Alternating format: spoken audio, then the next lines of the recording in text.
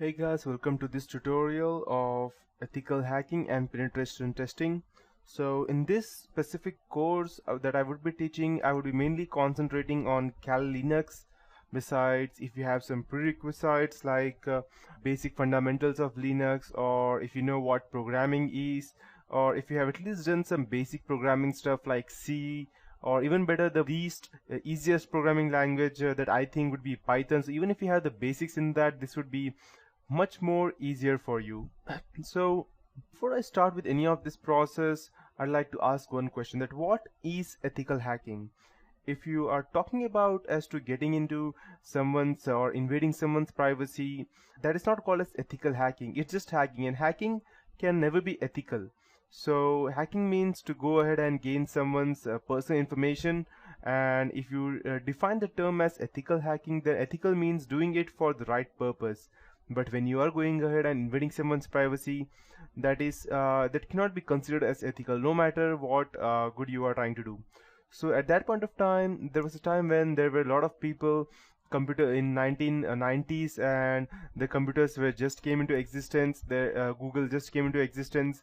People did not knew much about using computers, and there were people who used to run programs, and there were con artists who used to call people, gather information about their computers or bank accounts over the phone.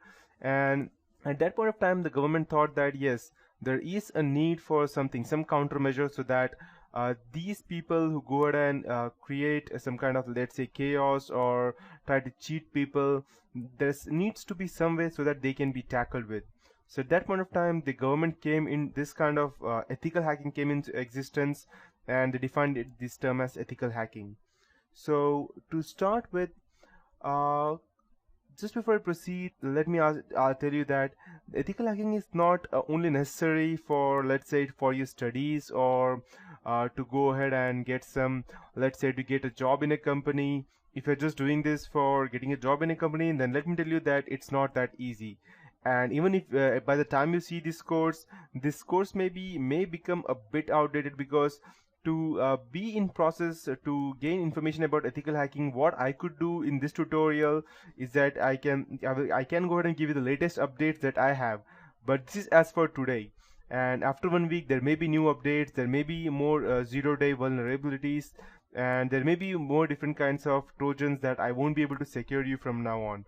So, and just before I proceed, I would like to tell you that this is just for educational purpose only, and anything that would be used for doing malicious purpose, I don't take any responsibilities for that, or even my company.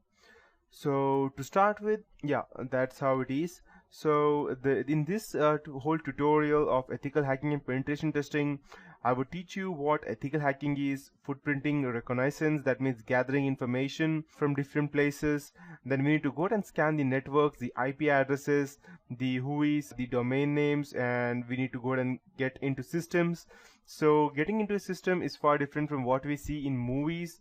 It's not like we can just go ahead, and if you see some movies like, let's say, The Matrix, which was very famous, or if you go ahead and see the Hackers movie, or if you see any movie in which they show that okay, this guy is a hacker, so you can see them that they just go ahead, type some random stuff into computers or cell phones, and yes, it is hacked. But no, in reality, that is far away from different. It's not that interesting that you just go and get some terminals like this, the one I have on my screen, and you just go ahead and type in some stuff, and yes, you can go to hack. No, it does not work like that. You need to go ahead and gather information about your specific target, each and everything related, from his personal life to his background, what he did, to his history, what he did, to what he is current, what he likes, what he does not. Yes, because ethical hacking is a term which consists of gathering information and exploiting them on your target. But ethical hacking is not only to save yourself or your customer to whom you would go and save from getting, let's say, getting indicted from the specific hacker. It's also about attacking them. So you might be thinking that why do we need to attack someone? If you go ahead and try to penetrate someone else's organization, then it is unethical, right? Yes, that is unethical. But if you get the permission, then it is not. So there are some not some, I can say that most of the organizations allow penetration testing in their on their firms.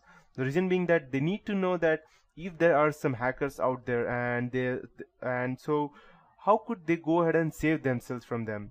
So they go ahead and authorize a penetration tester, someone like me or someone like you who would become after going through this whole project of mine. So once you go through this project, you will become some kind of an ethical hacker, but you need to keep yourself updated and you need to go ahead and practice continuously, and there is no actually stop for this ethical hacking.